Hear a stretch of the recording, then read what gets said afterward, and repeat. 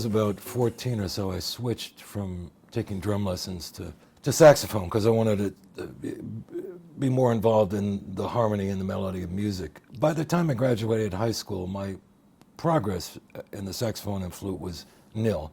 And the biggest obstacle was that I couldn't improvise to save my life. And I remember when I went to college, I had no idea what I wanted to do with my life, but I knew that I wanted it to be, deeply involved in jazz. And when I went to the University of Pennsylvania in Philadelphia, not being an athletic kid, I didn't have any extracurricular activities. So I joined the radio station, WXPN, and ended up doing a jazz show. And, that led to me producing some concerts around Philadelphia. And I bumped into people like Ira Gittler when I was roaming around New York on weekends, and ended up writing for Downbeat and stuff. And it was all great. I wanted to stay in touch with jazz. I got to know a lot of musicians. But the one thing that dawned on me about halfway through college that I really wanted to do was produce records. This was around 1968, and the golden arc of great records was subsiding, for a lot of reasons. Underground rock was stealing fans, the avant-garde was alienating other fans, and it was like a rough time. But I just thought there were a lot of great musicians out there, and there were great records that needed to be done that weren't being done. And that became my obsession, is to produce records. And thanks to Buddy Guy, I got my first opportunity to produce records. And it just put me on a course that's been an incredibly satisfying one. What made you get into the record business instead of... Well, when I was in college, I went to Parkdale University, also in Pennsylvania, in the middle of nowhere. And the first guy that I met when I was in college, the very first person I met before the classes started in our freshman year, was Mike Berniker. Mike Berniker was a freshman, lived in Scarsdale, New York. He had a little sign on his chest here that said, Mike Berniker, Scarsdale, New York. He was very nervous. Getting the freshman orientation. Oh, the name tag, you mean? Yeah, okay. The name tag. And a dink hat on, those little silly hats, caps they made you wear. And he was very nervous. He started humming Night in Tunisia. Standing there, I didn't know who he was, and I said, "Do you like jazz?" "Yeah, do you like jazz?" We became best friends from that moment on. We shared our record collection. We were roommates at college and so on. He transferred out to Columbia University, and we still stayed in touch every week and so on, talked. Every time we had a holiday together, we'd go to Birdland and places in New York and go to the clubs, So by the time I was a senior at college, I was a finance major, marketing and finance major of all things.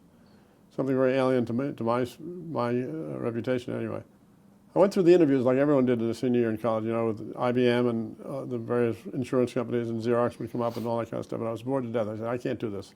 I got to be in the music business. So I didn't take any job offers. I had one or two, maybe possible training positions to start. So I went home without any kind of job to go to, and I wandered the streets of New York looking for a job. The first place I went was Blue Note Records. Oh, pre-interview interview. First interview I had was Alfred Lyon at Blue Note Records. I had a resume in my hand. It had no information on it except my grade average, which I lied about.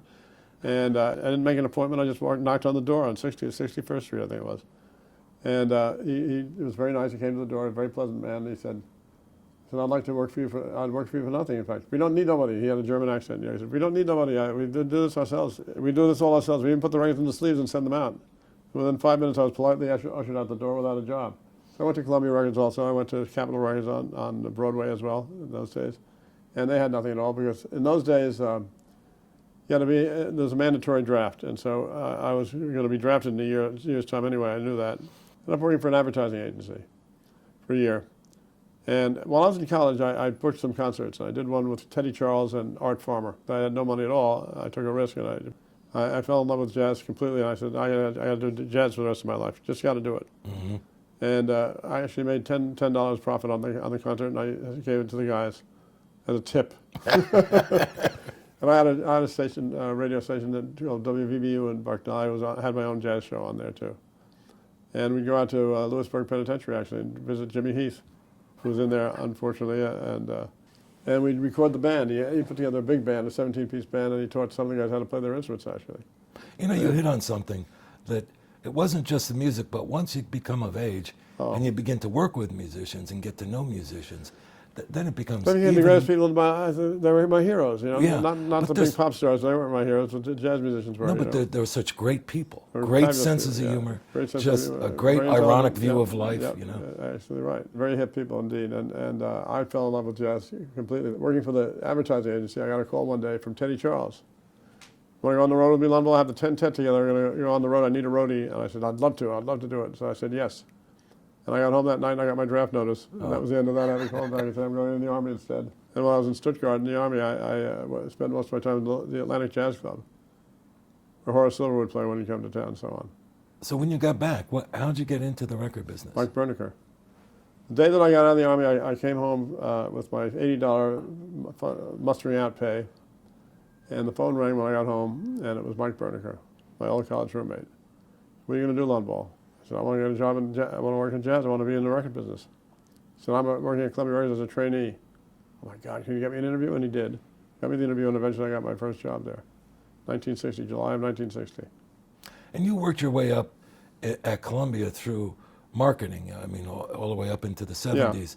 How come you're such a music junkie? How come you didn't get involved in A&R and producing? Well, I did on the side. And then I'd always go to the clubs and listen to artists. Everyone knew that I loved jazz and loved music. And I So who was the first jazz artist that you signed or were instrumental in signing? Well, the first artist that I took credit for signing was Herbie Hancock. I was the head of marketing at the time, and I worked for Clive Davis. He was the president of CBS Records in those days. And I brought him in. I got to know Herbie, and I brought him in to see Clive. And I got so excited about the idea of bringing Herbie Hancock to the label. I said, well, he's got one more record to go on Warner Brothers. Why don't we just sign him under the name Mwandishi, which was his Swahili name, and he used for the band. And Clive wisely said, no, let's wait until he's done this contract. And then I brought him to Columbia Records, and I would have signed him on the spot under the name Mwandishi, I suppose. You never had a lot of patience. Never had any patience at all. Yeah. And so he thinks I'm the first guy that tried to sign him to Columbia Records too, I think. So.